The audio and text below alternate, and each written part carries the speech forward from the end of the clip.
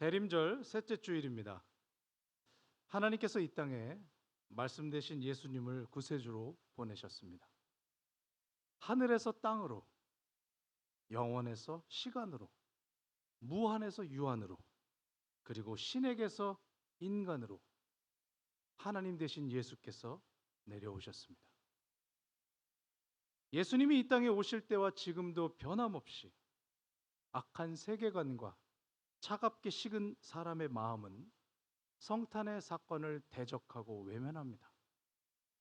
심지어 예수께서 십자가에 달려 인간의 죄를 위해 물과 피를 쏟으시며 돌아가셨다는 그 사실에도 죽음 자체에 대한 경각심의 부재를 뛰어넘어 불편함과 불필요를 이유로 역사적인 실제를 은폐하고 있습니다. 하나님에게서 도망치며 살고 있는 인간 실존의 끝은 심판과 지옥으로의 안착이라고 성경이 분명히 말하기 때문에 우리는 그것들을 비난할 필요도 두려워할 이유도 없이 그저 담담히 바라보게 됩니다. 우리에게 남겨진 일은 우리의 신앙의 영역을 더 확장하고 신앙의 사고를 더 깊게 하며 신앙의 증거를 더 간절히 전파하는 것입니다. 우리 에코 교회와 사랑하는 저와 여러분을 통해서 이 아름다운 하나님의 나라가 더욱 확장되기를 기대합니다. 사도 요한은 예수님이 하나님의 말씀이시며 영원부터 계셨고 창조되지 않으셨으며 오히려 창조의 매개체로서 삼위일체 하나님의 한 분으로 존재하신다고 전하였습니다. 그리고 이제 그 말씀 되신 예수님이 이 땅에 오신 성육신 사건의 실체를 실제로 어떤 사건이 벌어진 것인지 어떤 일이 인간의 역사 안에서 발생한 것인지를 가장 정확하게 알려줍니다. 사도 요한이 요한복음을 기록했던 기원 후 약 80년대쯤의 헬레니즘 세계는 예수님의 성육신과는 전혀 결이 다른 메시아와 구원에 관한 수많은 세계관들과 사상들과 종교들이 범람하고 있었습니다. 오늘 본문 말씀을 깊이 이해하기 위해서 당시의 사상적, 종교적, 사회적 배경을 간단히 먼저 살펴볼 필요가 있습니다. 먼저 사상적으로는 고대 철학의 대표자였던 플라톤의 사상이 새롭게 확장된 신플라톤주의가 넓게 퍼지면서 사람의 탐구의 영역이 우주와 만물의 근원에서 이제 영적인 세계에 대한 관심으로 옮겨졌어요. 로마 제국이 확장되면서 그리스 철학과 동양의 신비주의가 융합한 결과였습니다. 특히 페르시아의 조로아스터교의 이원론이 급속하게 로마 제국과 그리스 철학에 퍼지면서 철학 사상에 흡수됐어요. 조로아스터교의 이원론은 물질 세계와 영적 세계를 나누는데 물질 세계가 처음부터 악하다고 보지는 않았습니다. 그런데 물질 세계가 심하게 오염되어 있다. 따라서 이 물질 세계는 깨끗하게 정리돼야 될 대상으로만 봅니다. 자, 예전에 그리스 철학자들이 우주와 자연에 대해서 매우 좋게 생각하고 긍정적으로 생각하고 그것의 질서와 원리를 막 팔려고 노력했죠. 그런데 그 철학자들이 이 조로아스터교의 이원론이 막 들어오니까 물질에 대해서 매우 부정적인 생각을 하게 됐습니다. 우리가 뭔가 잘못 생각한 것 같아. 이게 물질이 아주 안 좋은 거였네. 그 결과 이 세상을 마치 감옥처럼 여기고 참되고 선한 영적 세계를 추구하고 그것에 대해 탐구하고 있었어요. 요한이 살던 당시에. 또 종교적으로는 어떤 환경이 있었냐면 영지주의라고 나중에 불렸던 그 세력들이 당대에 퍼졌던 그 조로아스터교의 이원론을 좀 더 극단적으로 발전시킵니다. 어떻게 극단적으로 발전시켰느냐? 영적인 것과 육적인 것이 아예 처음부터 딱 잘라져 있었고 고정되어 있었고 완전히 분리되어 있었다. 처음부터 그냥 육적인 건 처음부터 악한 거야. 나쁜 거야. 아예 버려야 돼. 영적인 건 아예 처음부터 좋은 거야. 선한 거야. 그런 세계관이 퍼지고 있었어요. 또 사회적으로 당시 로마 제국은 어떤 시기였습니까? 팍스 로마나, 로마 제국의 평화의 시대. 전성기 때예요. 전성기 막. 그러면서 지나치게 국경이 커지기 시작했습니다. 여러분 국경이 커지기 시작하니까 로마의 지배를 받고 로마의 백성이 된 사람들은 어떤 생각을 하다 보면 내가 너무 작아지는 거야.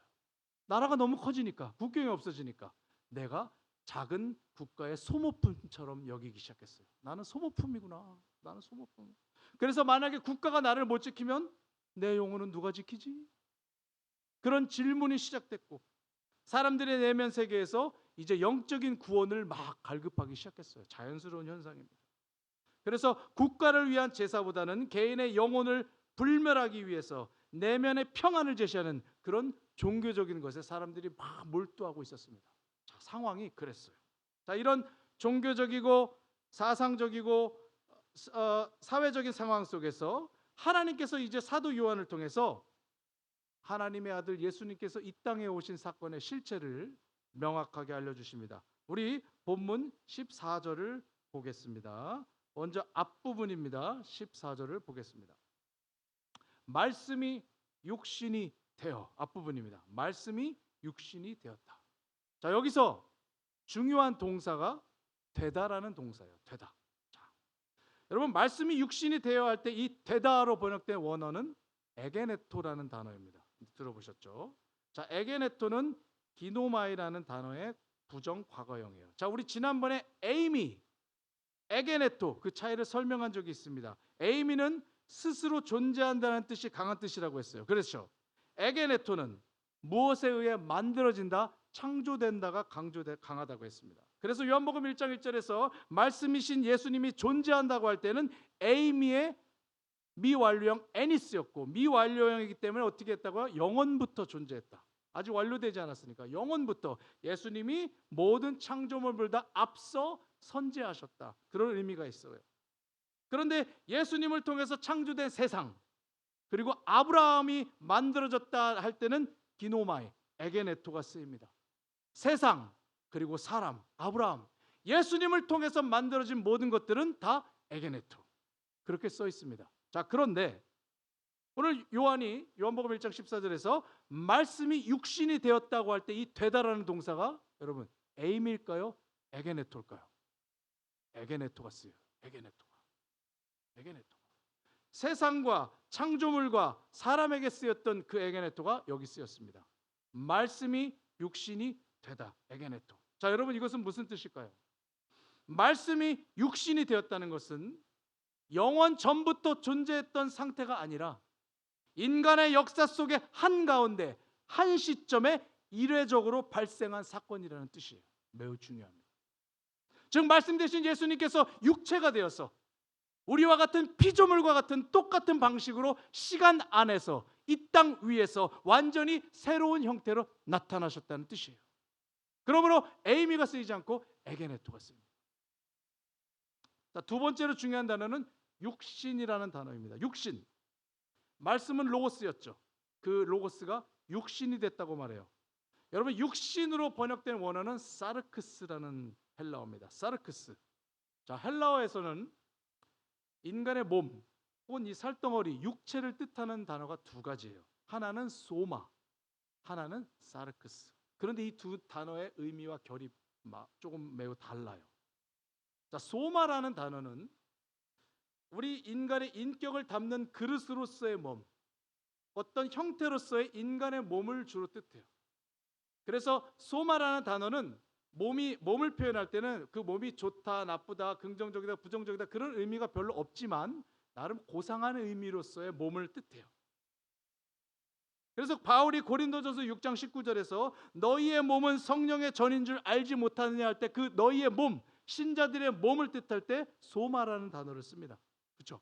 그러니까 소마라는 단어는 좋고 나쁨을 떠나서 나름 고상하고 사람의 인격과 어떤 아름다운 형태를 뜻하는 단어가 소마예요. 그런데 사르크스라는 단어는 소마에 비해서 매우 거칠고 고상하지 않은 거의 날것의 이 살덩어리, 육체라는 뜻입니다. 육체, 플래시, 육체. 자, 뼈와 피부 그리고 피가 막 흐르는 물질적인 살덩어리, 그게 사르크스예요. 그래서 헬라어에서는 푸주간에 걸려있는 그 고기 덩어리를 사르크스라고 불렀습니다. 사르크스. 상처받기 쉽고 병들고 썩어 없어지는 그런 육체, 그것이 사르크스예요. 배고프고 피곤하고 온갖 욕망을 느끼는 적나라한 인간의 상태를 드러내는 단어가 사르크스고, 하나님과 대조되는, 영적인 것과 대조되는 땅에 속하 있는 하등한 존재, 그 살덩어리, 그게 사르크스입니다. 바울이 이 사르크스라는 단어를 엄청 많이 써요. 성령의 인도하심에 순종하지 않고 죄의 지배를 받는 타락한 인간의 본성을 가진 육체를 뜻할 때 바울이 항상 사르크스라고 씁니다. 자, 그런데 여러분, 만약에 요한이 말씀이 육신되었다고 할 때 소마라고 썼으면 당시에 헬라 철학자들과 영지주의자들은 대부분 이 말씀을 이렇게 이해하게 돼요. 아, 하나님의 이성, 하나님의 말씀 되신 로고스가 인간의 옷을 입고 인간의 형태로 이 땅에 오셨구나, 그렇게 이해하게 됩니다. 소마가 고상한 의미가 있으니까요. 쉽게 받아들였을 거예요. 소마라는 단어가 그런 뉘앙스예요. 그런데 요한이 사르크스. 말씀은 사르크스야.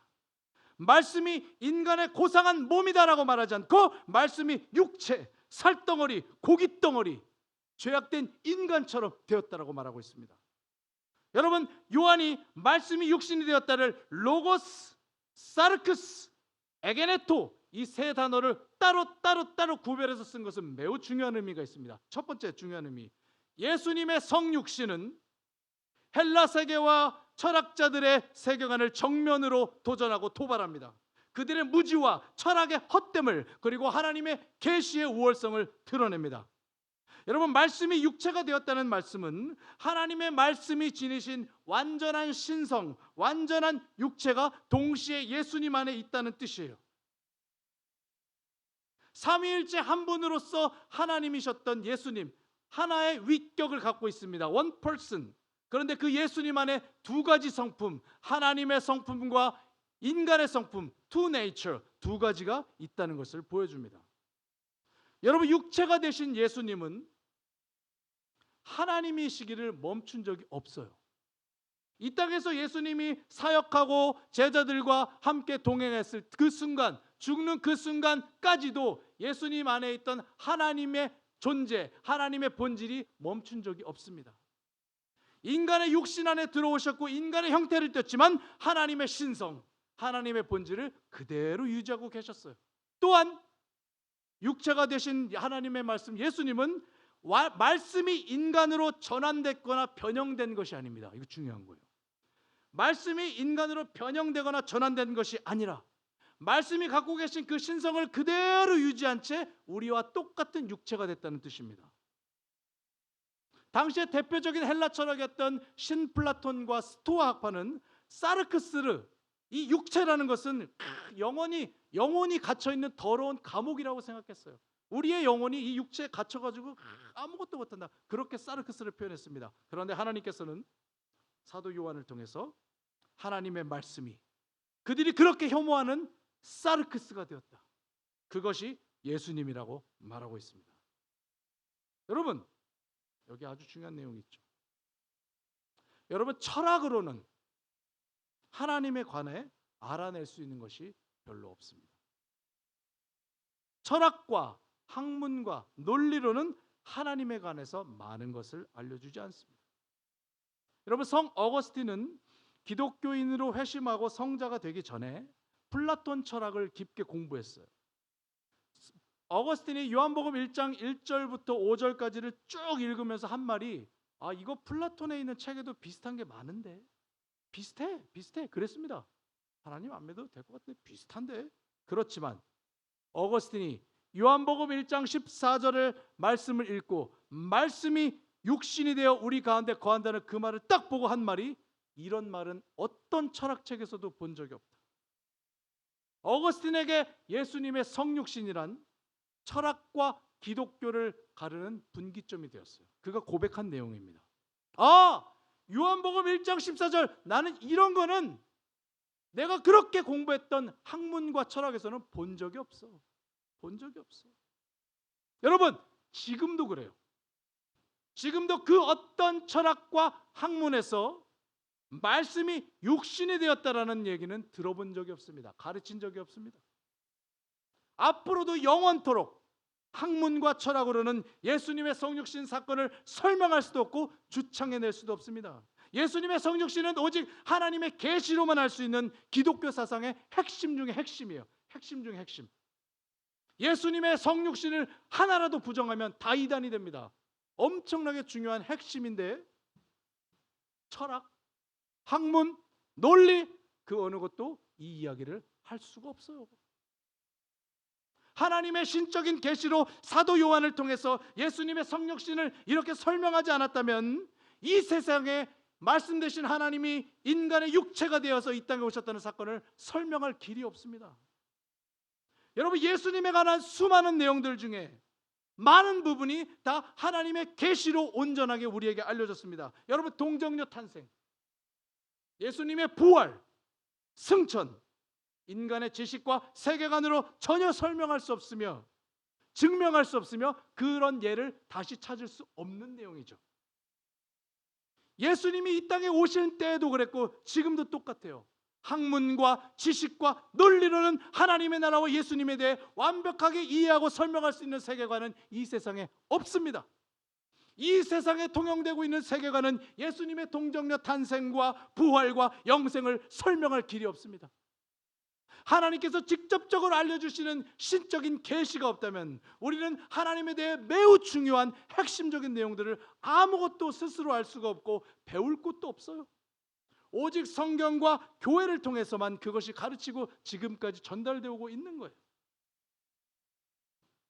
여러분, 성경에 기록되어 있는 말씀들이 보여주는 세계관으로 내가 배우고 갖고 있는 세계관들을 하나씩 변화시키지 않으면 여러분의 신앙은 자라지 않습니다.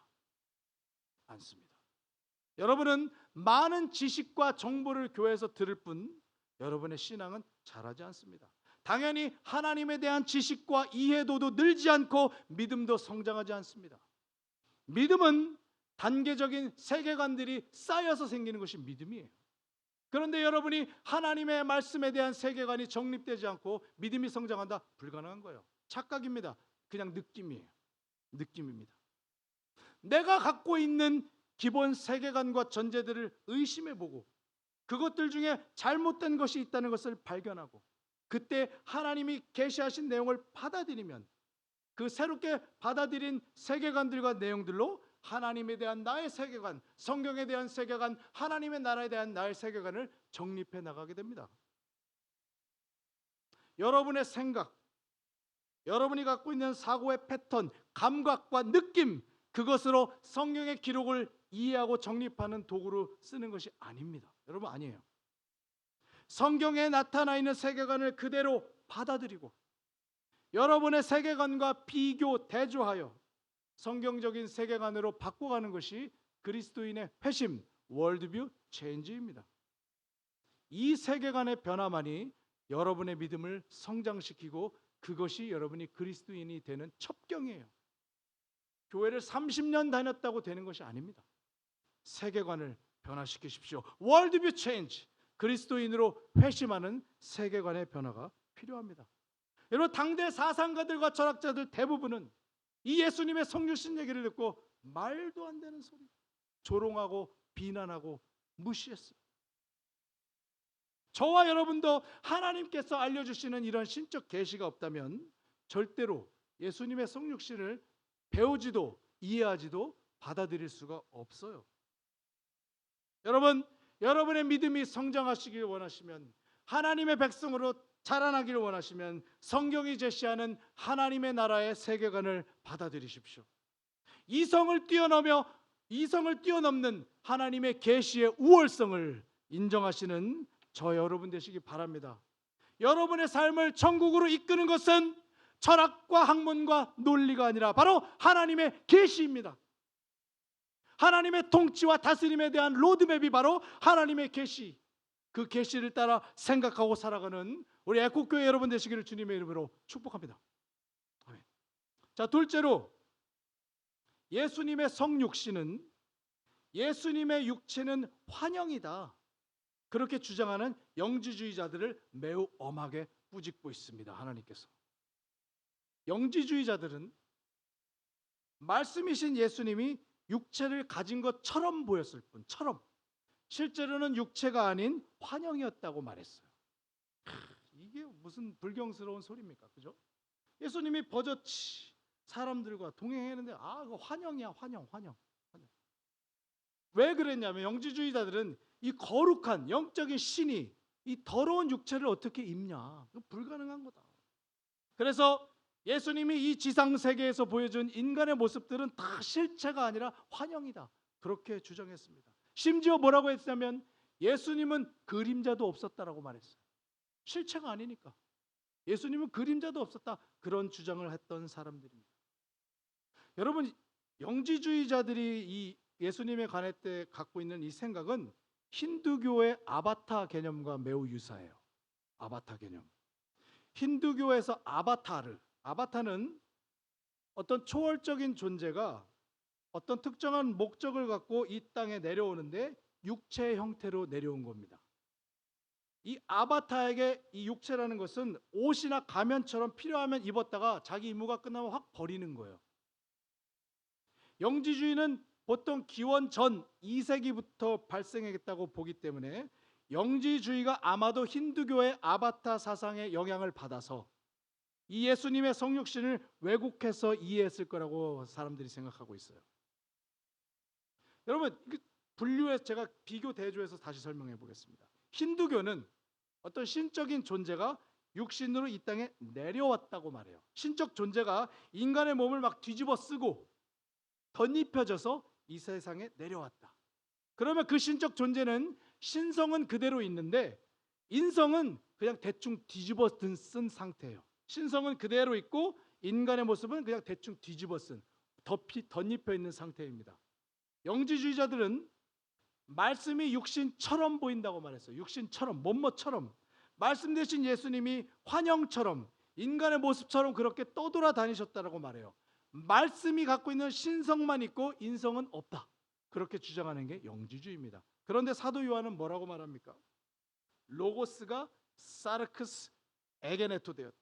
자, 말씀 대신 예수님이 인간의 역사 한가운데 한 시점에 정확하게 나타나셨고 완전하신 인간이 되셨다.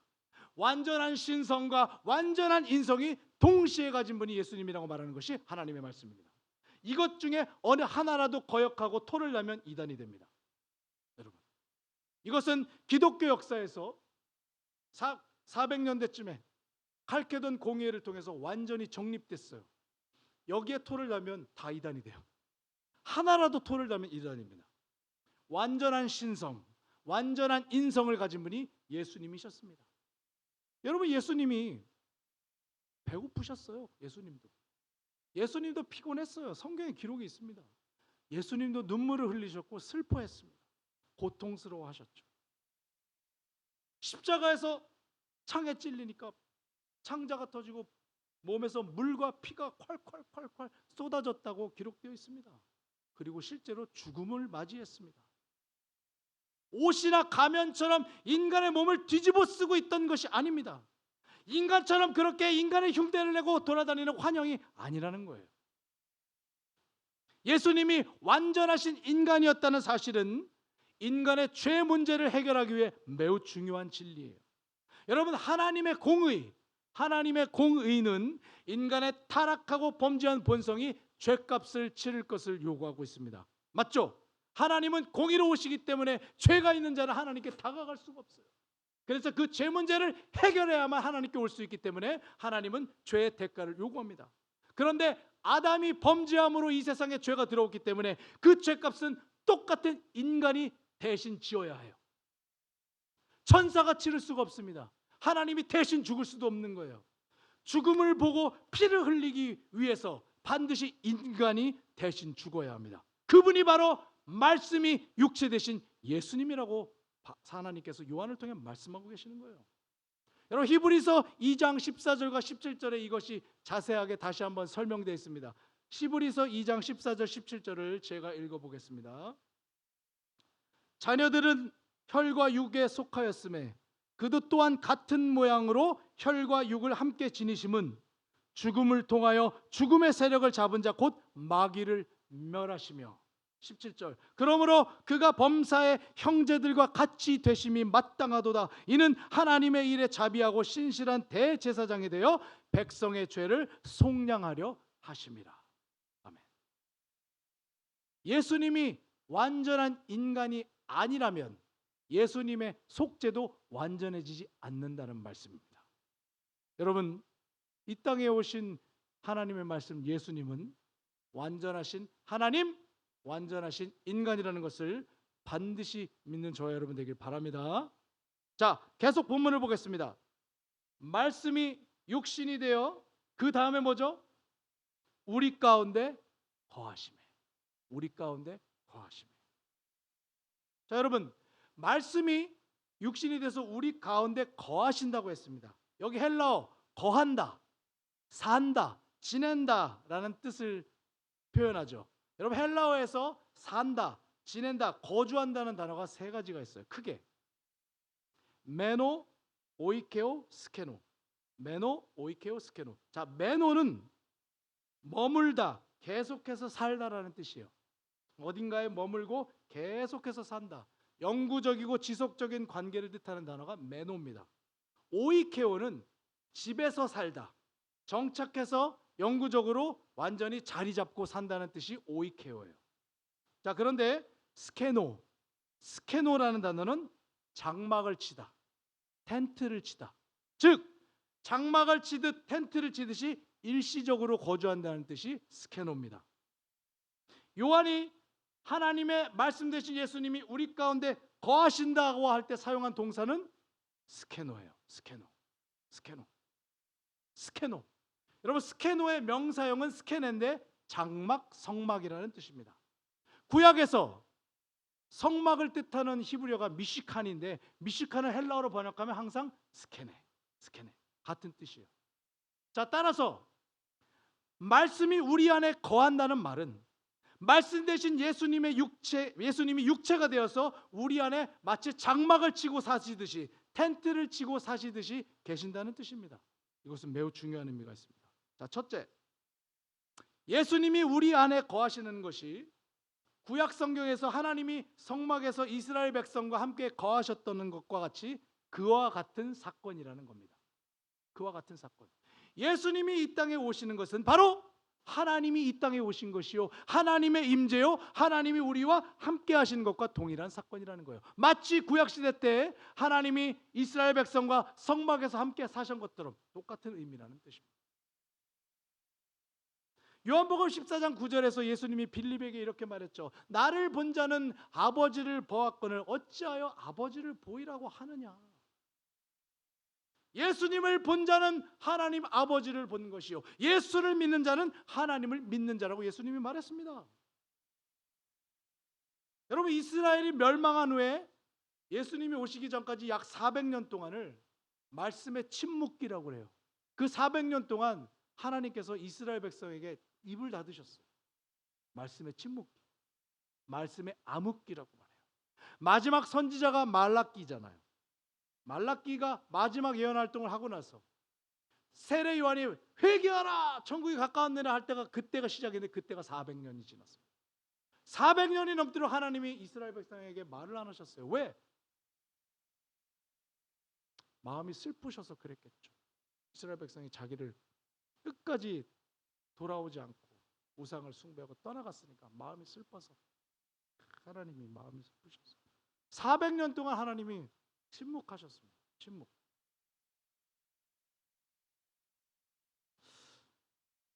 하나님의 침묵처럼 괴로운 게 없어요. 여러분 인생 신앙생활 하다가 하나님의 말씀이 안 들린다, 하나님의 말씀이 나한테 전해지지 않는다, 그게 신앙생활의 최고 위기예요. 하나님의 말씀이 안 들리는 이유는 여러 가지가 있겠으나 나에게 문제가 있어서 그렇든, 전하지 못하는 자가 있어서 그렇든 하나님의 말씀이 안 들린다, 신앙의 최대 위기입니다. 하나님의 말씀이 안 들리는 순간 신앙은 없어지고 교회도 없어지고 모든 게 다 없어져요. 말씀의 암흑기 400년 동안 이스라엘 백성은 어떻게 됐습니까? 전 세계에 뿔뿔이 흩어졌어요. 없는 백성인 듯이, 없는 민족이 듯이 막 완전히 멸망한 게 이스라엘 백성입니다. 하나님의 말씀이 들리지 않으니까 백성이 무너졌습니다. 그런데 이제 말씀 대신 예수님이 장막을 치고 이스라엘 백성 안에 사신다고 말합니다. 하나님께서 이스라엘을 영원히 버린 것이 아니라는 뜻이에요. 이제 내가 다시 너희와 함께 거한다. 너희와 함께 한다는 뜻입니다. 자, 두 번째로는 예수님이 우리 안에서 장막을 치신다는 것은 예수님이 이 땅에서 영원히 사시는 것이 아니라 육체를 입고 이 땅에 내려와서 잠시 임시로 장막을 치듯이 일시적으로 잠시 계신다는 뜻입니다. 예전에 성막을 지을 때는 성막을 짓고 하나님이 거기에 계속 계시는 것이 아니라 계속 이동했어요. 이동. 성막이 멈추면 세워졌다가 또 이동하면 걷었다가 세워졌다가 걷었다가, 그게 성막이죠. 예수님이 33년의 인생을 사시다가 죽으시고 부활하고 하늘을 승천하셨어요. 영원하신 말씀, 하나님의 신성이 갖고 있었지만은 짧은 일시적인 인생, 약 33년의 인생을 마감하고 올라가셨습니다. 여러분, 이것은 천국의 영원성과 우리가 이 땅에서 살고 있는 이 땅의 삶의 일시성을 동시에 보여주는 거예요. 이 땅에서 저와 여러분 그리스도인의 삶은 마치 장막을 치듯 사다 떨다 떠나신 예수님의 삶과 닮아 있습니다. 우리의 삶이 그런 거예요. 그래서 누군가는 어린아이 때 삶을 마감하기도 하고 그리스도인이지만, 또 누군가는 100세를 살아냅니다. 하지만 하나님의 시선에서 하나님의 품으로 돌아온다는 사실은 변함이 없이 똑같은 사건이죠. 시간과 순서의 문제일 뿐 영생을 얻는다는 사실은 변하지 않습니다. 바로 이 사실, 그리스도인들은 영생을 얻는 것이 변함없다는 그 사실로 인해서 이 땅에 우리의 삶이 길던 짧던 덧없던 행복하든 그것에 휘둘리지 않고 자신에게 주어진 삶의 시간표를 받아들이고 하루하루를 성실히 살아가는 것이 바로 그리스도인의 삶인 거예요. 여러분, 여러분의 삶의 시간표와 마침표는 이미 정해져 있습니다. 믿으십니까? 여러분이 그리스도인이라면 여러분이 이 땅의 삶을 마감하는 시간은 하나님의 손에 달려있고 정해져 있습니다. 죽을 때가 되면 죽는 것이 저와 여러분의 삶이에요. 그 순간이 언제가 될지 모르겠으나 전혀 낭망치 말고 흔들리지 말고 장막을 치듯 이 삶을 살았고 이제 돌아간다는 굳건한 믿음을 여러분 가지십시오. 절대로 이 땅에 영원한 집을 짓고 영원히 살 것처럼 생각하지 마십시오. 예수님처럼 잠시 장막을 치고 때가 되면 그 장막이라는 나의 인생을 이제 접고 하나님의 나라로 이동할 나그네처럼 그렇게 여러분의 인생을 살아가셔야 합니다. 그것이 그리스도인의 삶의 삶입니다. 여기는 잠시 있는 처소요, 우리의 집은 하늘에 있는 줄로 믿습니다. 아멘. 마지막으로 예수님이 우리 안에 장막을 치고 사신다는 말씀은 이제 하나님께서 예전보다 훨씬 더 인격적이고 개인적이고 친밀한 방식으로 자기 백성들 한가운데 거하신다는 뜻입니다. 그렇죠. 하나님이 예전에 성막에서 이스라엘 백성과 함께 계셨을 때는 하나님이 계신 지성소가 성막 안에 따로 있었고 일반 사람들은 아예 거기 가지도 못했고 들어가면 바로 죽었어요. 대제사장만 1년에 한 번 뒷걸음쳐 들어갔습니다. 하나님이 구약시대 때 성막에 함께 하셨는데 매우 분리되고 단절되고 멀리 계셨습니다.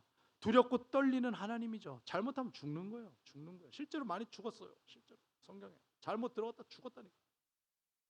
하지만 예수님께서 육체로 이 땅에 오심으로 자기 백성들 가운데 살을 부딪히며 함께 울고 웃고 동고동락하시면서 예수님 자신이 바로 살아계신 성막이 되셨습니다. 하나님의 영광스러운 임재를 우리의 삶 가운데 인간의 관계를 통해서 모두 다 보여주시는 분이 바로 예수님인 것이에요. 여러분, 예수님을 부르는 호칭 중에 이사야 7장 14절에 이렇게 있습니다. 보라, 처녀가 잉태하여 아들을 낳을 것이요 그 이름을 임마누엘이라 하리라. 임마누엘은 임마누와 엘의 합성어죠. 임마누는 우리와 함께, 엘은 전능하신 하나님. 임마누엘, 전능하신 하나님이 우리와 함께 계시다. 여러분, 이사야를 선지자를 통해서 말씀하신 그 이름을 임마누엘이라고 하린다는 그 말씀은 이제 말씀 되신 예수님이 우리 안에 거하신다는 그 성육신을 통해서 인간과 함께 동고동락하시는 예수님을 통해서 그의 삶 안에 성취되었습니다. 그 말씀이 그렇게 이루어졌습니다. 성막에 잠시 머물러 있던 하나님의 임재와 하나님의 그 영광이 이제 예수님 안에서 모든 사람들이 볼 수 있는 방식과 인격적인 형태로 완전히 실현되었습니다. 여러분, 이것은 복된 소식입니다.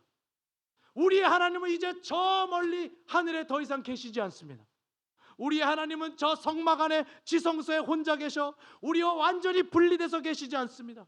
우리의 하나님은 이제 그의 말씀 예수 그리스도를 통해서 우리 앞에, 우리 옆에, 우리의 등 뒤에 계십니다. 우리 앞에서 우리의 미래를 이끄시고 우리의 옆에서 우리의 동반자가 되시고 우리 뒤에서 우리의 든든한 후원자가 되십니다.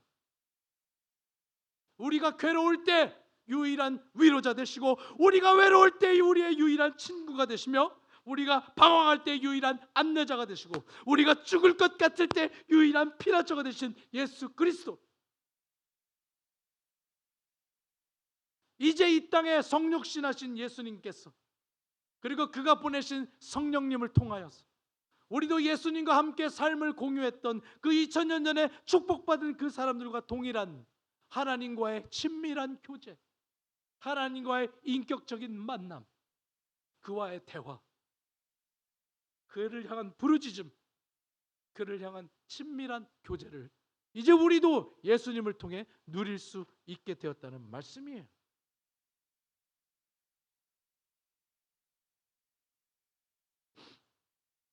사랑하는 우리 에코교회 여러분, 여러분 몹시 괴로운 순간이 있을 수 있습니다.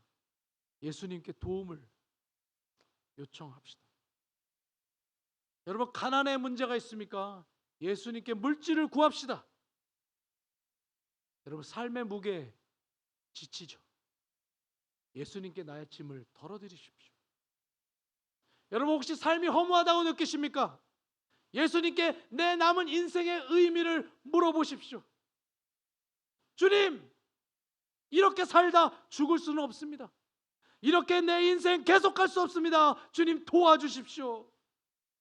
주님, 내 앞길을 보여주십시오. 나의 허무해지는 이 인생길을 밝히 비춰주십시오. 이렇게 죽을 수 없습니다. 남은 내 인생의 의미를 보여주십시오. 주님께 매달리십시오. 기도하십시오. 여러분, 내 능력 이상의 혹시 축복을 받으셨습니까? 여러분, 예수님께 감사를 표하십시오. 여러분의 기도가 응답되었습니까? 예수님을 찬양하고 그에게 충성을 고백하는 저 여러분 되길 바랍니다. 여러분, 다시 일어날 용기가 생겼습니까?